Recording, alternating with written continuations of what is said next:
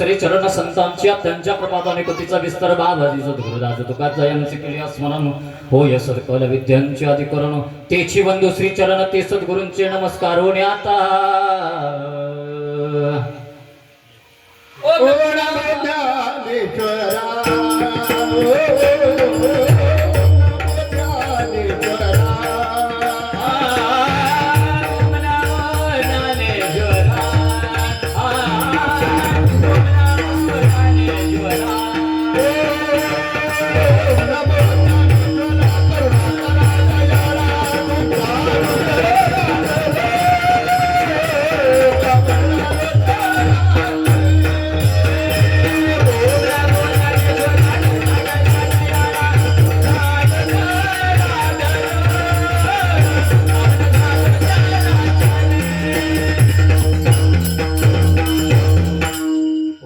ज्ञानेश्वरा करुणा कर दयाळा तुमचा अनुग्रह लादलो पावन झालो चराचरी जिथे ज्ञान विज्ञान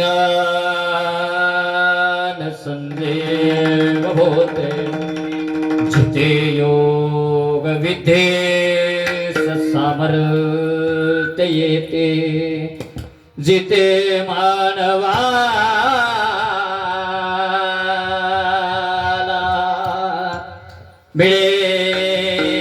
मोक्ष गाथा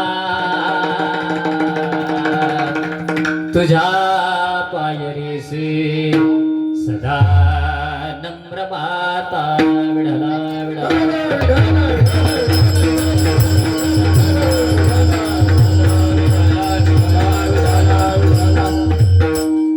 ओम नमोजी अद्या वेद प्रतिपाद्या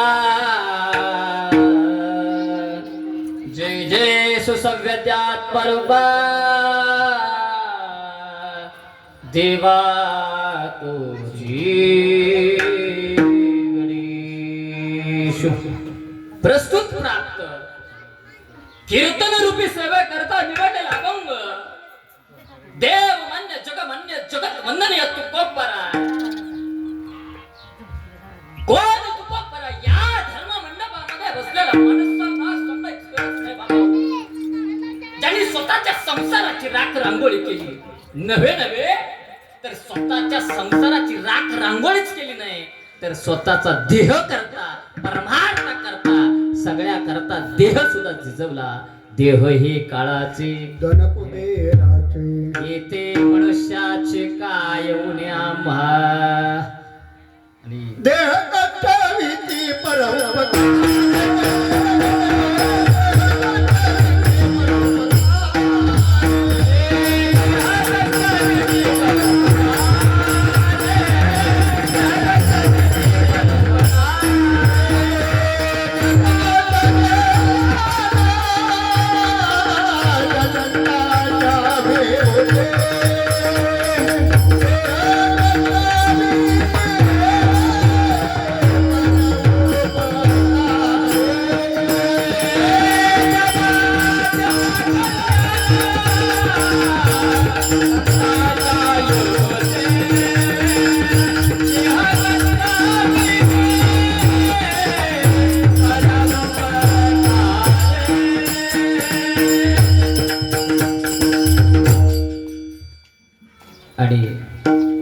आज या ठिकाणी आपण सर्वजण एकत्र आलेलो आहोत हे सर्वांना ज्ञात आहेच पण वक्त्याचं आद्य कर्तव्य ज्यांच्या तृतीय पुण्यस्मरणानिमित्त या ठिकाणी आपण सर्वजण एकत्र आलो आहोत कैलासवासी जगोबाई दिनकर जाधव यांच्या ह्या तृतीय पुण्यस्मरणानिमित्त आणि ज्यांच्यामुळे या ठिकाणी सेवा करायची संधी लाभली अजित नाता जाधव आणि त्या नातवाला वाटलं काय नाही आजीच्या तृतीय पुण्यस्मरणानिमित्त माणसं अन्नदान करतात अन्नदान करून पुण्य कमवतात किंवा भजन करून पुण्य मिळत असतं पण त्याला वाटलं काय नाही आजीच्या तिसऱ्या श्राद्धानिमित्त कीर्तन ठेवलं तर काय वावलं होईल हा कारण ज्या कुळामध्ये पोरगा जन्माला येतो ते कुळ पवित्र असतं. पवित्र ते कुळ पावन तो जेथे हरीचे दास जन्म घेले. जेथे हरीचे दास जन्म घेले. जेथे हरीचे दास जन्म घेले. जेथे हरीचे दास जन्म पवित्र ते पावन तो देश पवित्र ते पावन तो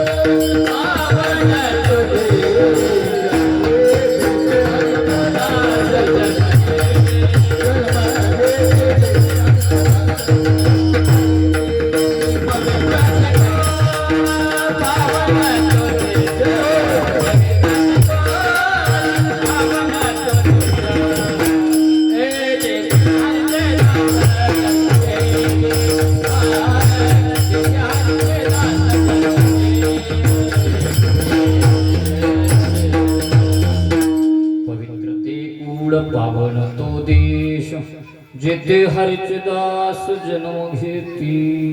ज्या घरामध्ये पोरगा जन्माला येतो ते कुळ पवित्र असावं लागतं. आणि नुसतं कुळ पवित्र नाही तर तिथं लावलेलं बीज सुद्धा पवित्र असावं लागतं. शुद्ध बीजा पोटी रसाळ गोमटी मुखी अमृताची वाणी देह देवाचे कारणी. आणि त्यांची असणारे 3 मुलं आहेत आणि 4 मुली आहेत त्यांना.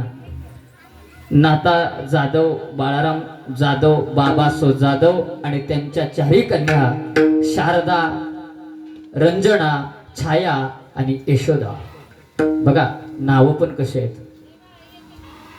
आपली नावं वेगळीच असतात कारण आता ती वेळ नाहीये नावं सांगायची, ती वेळ नाहीये. मग यांच्यामुळं या सर्वांनी आपल्या आई करता हे केलेला अट्ठास आहे. याच्यासाठी केला होता अट्ठास शेवटचा दिस गोड व्हावा. आता निश्चिंतीने पावलो विसावा कुंडलिया धावा तृष्णेची. आणि या कीर्तनासाठी आवर्जून उपस्थित मृदंग महर्षी मृदंगालंकार मृदंगाचे महामेरू. अनेक पदव्या दिल्या तर बाबाला कमी पडतील. कारण रात्री कर्जत मध्ये होते आणि सकाळी या ठिकाणी आले. असे आमच्या सर्वांचं आधारस्तंभ आणि तरुणांना खऱ्या अर्थानं प्रेरणा देण्याचं काम करतात हरिभक्त परायण नितीनजी महाराज भंडारे. आपल्या सातारा जिल्ह्याचं वैभव आहे. यांच्याकरता एकदा टाळी वाजवा. हा छोटा प्यार पण बडा धमाका आहे. म्हणून आमच्या नितीन महाराजांच्या चरणाचं दर्शन घेतो. त्याचप्रमाणे गायनासाठी उपस्थित दुसरं आपल्या सातारा जिल्ह्याचं वैभव. कारण आपल्या गावामध्ये जन्माला आलेलं जे व्यक्तिमत्व असतं ते आपल्या गावाला कधी कळत नाही. पण आपल्या गाव सोडून बाहेर गेल्यानंतर त्या माणसाची तुम्हा आम्हाला किंमत कळत असते. कारण माणूस जोपर्यंत आहे तोपर्यंत त्या माणसाची तुम्हा आम्हाला किंमत कळत नाही. पण तो माणूस या विश्वामध्ये निघून गेला ना त्या माणसाची प्रत्येकाला किंमत कळल्याशिवाय राहत नाही. कारण जे आज गायनासाठी आवर्जून उपस्थित आहेत आदरणीय हरिभक्त परायण विकासजी महाराज गुरु अण्णांच्या चरणाचं दर्शन घेतो. संगीत रत्न, संगीत अलंकार, संगीत विशारद आपल्या भागातले बरीच मुलांना त्यांनी गायन शिकवलं असेल, तबला शिकवला असेल. कारण अण्णा तुम्ही 4 मुलं घडवले म्हणजे आपला परमार्थ वाढला आणि आपला संप्रदाय सुद्धा वाढला. लक्षात ठेवा. कारण संत नामदेव महाराजांनी आपला वारकरी संप्रदाय गुमानपर्यंत नेऊन ठेवला. हा नुसता आपला महाराष्ट्रातच नाही तर महाराष्ट्राच्या कानाकोपऱ्याच्या पलीकडे जाऊन आपला संप्रदाय पोहोचलाय. आणि तो संप्रदाय तुम्ही प्रत्येक तरुणांच्या माध्यमातून प्रत्येक गावागावामध्ये पोहोचवायचं काम करताय. म्हणून तुमच्याही चरणाचं दर्शन घेतो. त्याचप्रमाणे दुसरे गायनाचार्य हरिभक्त परायण आदरणीय रात्री फोन केला. रात्री मरडी कारखान्यावरचा कार्यक्रम करून बाबा पाटे 6 वाजता मला फोन केला. महाराज आता अर्ध्या रस्त्यात आलोय पण पोचतो 9:30 पर्यंत. असे असणारे दुसरे हरिभक्त परायण आदरणीय बंडाबुवा महाराज गोरेगावकर आणि ज्यांची सुने ऐकायला भेटते बघा. आता आपल्या या सातारा आणि सांगली जिल्ह्यात कुणालाच नाकातून सनई वाजवता येत नाही. आमचे आदरणीय बंडा महाराज सनई वाजवतात त्यांच्यासाठी एकदा जोरदार बंडा महाराजांच्या चरणाचं दर्शन घेतो. दुसरे आपले इकडे विनेकरी बाबा आहेत हरिभक्त पारायण आदरणीय धुंदरामजी महाराज शेनवडीकर यांचे चिरंजीव हरिभक्त पारायण नानासो महाराज चव्हाण महाराज तुमच्याही चरणाचं दर्शन घेतो. ज्यांची गोड अशी साऊंड सिस्टीम आहे. मोर्या मंडप वाकळवाडी या भागात बऱ्याचशा कीर्तन करायचा योग आला पण आपली सिस्टीम काय कधी पाहायला मिळाली नाही. चंद्र सूर्य आहे तोपर्यंत सिस्टीम मोठी होत जाणार आहे. हा पांडुरंगाच्या गादीवरती दिलेला शब्द आहे. कारण आता जर तुमच्या कीर्तनामध्ये 3 मसणे असतील तर पुढच्या वेळेस माझ्या कीर्तनाला 10 मसणे लागल्याशिवाय राहणार नाही. विडाला विडाला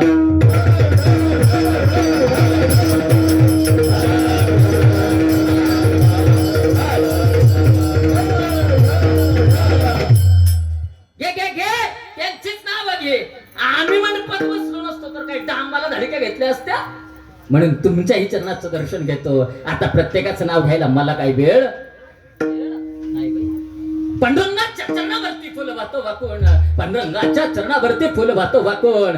आणि या भूषणगड मधल्या ग्रामस्थांच्या नाव घेतो. ज्ञानोबा तुकोबाचा मान राखून, ज्ञानोबा तुकोबाचा मान राखून.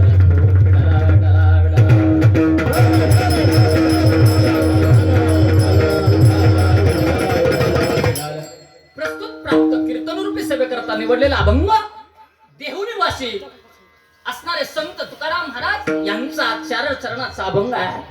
या अभंगामध्ये महाराज तुम्हाला जीवाला सांगतात तुम्ही जन्माला आलाय तर क्षणाक्षणाला विचार करायला सांगतात. क्षणोक्षणी हाची करावा विचार तरावया पार बसुंदू.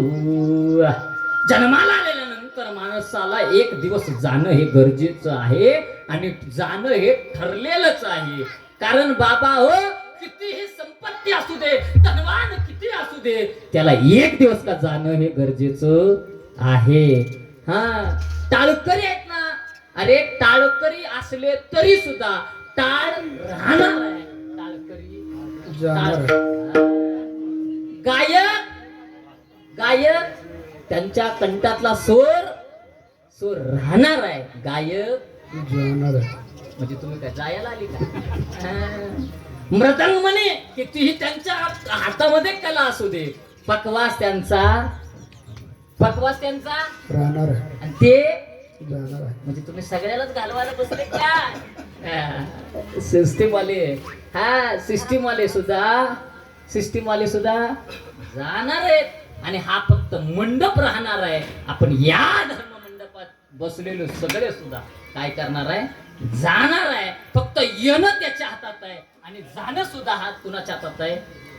चाले हे शरीर कोणाची कोण बोलवितो हरी. हा कारण सगळं त्याच्या हातात आहे. कारण तुमच्या आमच्या हातात जन्माला येणं सुद्धा नाही आणि जाणं सुद्धा हातात नाही. प्रत्येकाला ते करावंच लागत असतं. कारण जन्माला आला तर जन्म सुखासुखी सुद्धा, कारण जन्म घेणे लागे वासनेच्या संगे तेची अंगे हरिरूप. कारण कुठल्या म्हणजे कोणत्या रूपानं जन्म घेतोय तो आपल्याला माहित नाही आणि कुणाचा जन्म कुणाच्या पोटी होणार आहे हे माहित नाही. कोट्यावधी असला तरी सुद्धा त्याला जाणं हे गरजेचं आहे. आपल्या सांगली जिल्ह्यातलं माजी मंत्री डॉक्टर पतंगराव साहेब हे सुद्धा यांना सुद्धा जावं लागलं. नुसतं त्यांनाच नाही जावं लागलं. आता ताज उदाहरण होत ताज बारामती जिल्ह्याचे पालकमंत्री आणि महाराष्ट्राचे माजी आता उपमुख्यमंत्री स्वर्गीय अजित दादांना सुद्धा काय करावं लागलं? जावं लागलं. नवे तर गोपीनाथ मुंडे साहेबांना सुद्धा काय करावं लागलं? जावंच लागलं. अरे जेवढे जन्माला आले किती प्रॉपर्टी धन दौलत हे सगळं कमवलं तर सगळं हित राहणार आहे. फक्त जाणार आहे काय? त्या भगवंताचं नाम राहणार आहे. विठाला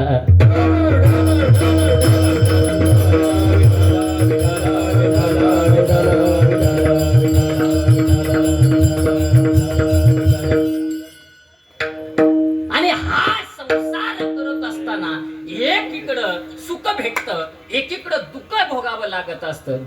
दवडी आहे हा संसार, सुखाचा विचार नाही पोटी. कारण जन्म घेत असताना एकदा आम्हाला दुःख भोगावं लागणार आहे, पण एकदा काय इकडं सुखाची प्राप्ती होणार आहे. याच्या करता फक्त काय करतात महाराज म्हणतात, तुम्ही क्षणाक्षणाला विचार करा, क्षणोक्षणी हाचे करावा विचार, तरावया पार भवसिंधू. हा भवसिंधूचा पहिलं तीरावरून आईला तीरावर येण्याकरता हा असणारा तुम्हाला क्षणभर विसर पडण्याकरता जर प्रपंच करत असताना, प्रपंच ओसरो चित्त माझे गुरु. आणि प्रपंचामध्ये एक सगळं करत असताना सगळं तुम्हाला भोगावं लागणार आहे. आणि आईला तीरावरून पहिल्या तीराला जायचं आहे, पण जात असताना महाराज फक्त जे बरोबर येतं ते फक्त आणि फक्त माझ्या देवाचं नामचिंतन. आम्ही कितीही कमवून घेऊ द्या, पैसा धन दौलत गाडी बंगला प्रॉपर्टी सगळं इथं राहणार आहे, बरोबर फक्त त्याचं नाव चिंतन येणार आहे. अरे कितीही मोठा स्लॅबचा घर बांधू द्या, नवे नवे कितीही मोठा बंगला बांधू द्या, दुसऱ्याची जागा खरेदी करून त्यामध्ये बंगला बांधू दे, तो बंगला सुद्धा राहणार नाही. आणि शेवटची आंघोळ सुद्धा कुठं आहे? कितीही तुम्ही घरावरती सोलर बसवा, सोलर जरी बंडा महाराज घरात बसवला तर शेवटची आंघोळ कुठं आहे? घरच्या बाथरूम मध्ये नाही, शेवटची आंघोळ दारात आहे. आणि ते दारात म्हणजे अरे जर लहान पोरं असतील ना, तर ते लहान पोरं ज्यावेळेला तो बाप त्या मंडपामध्ये किंवा घराच्या पुढं आणून आंघोळे करता आणलं ना, ती पोरं सांगतात, अगं आय, अरे माझ्या बापाला भाजत असेल, गरम पाणी एवढं ओतलं जातंय, माझ्या बापाला भाजत असेल. अगं माझा आई, माझा बाप कुठं चाललाय? त्यावेळेला आई सांगते, अरे बाळ्या तुझा बाप आता देवाच्या घरी चालला आहे. धाई मोकलून पोरं रडायला लागली, धाई मोकलून रडतायत. अरे आणि जात असताना तोच बाप चौकाच्या खांद्यावरनं जात असतो. अरे कितीही फोर व्हीलर असू देत नव्हे, कसलीही गाडी घरामध्ये असू दे, पण त्या गाडीतनं कधी नेलं जात नाही, चौकाच्या खांद्यावरूनच त्याला न्यायला जातं. आणि मशानभूमीमध्ये नेल्यानंतर सगळ्यांनी अग्नी दिला, आणि अग्नी दिल्यानंतर ती पोरं सुद्धा ढसा ढसा रडू लागली. अरे ढसा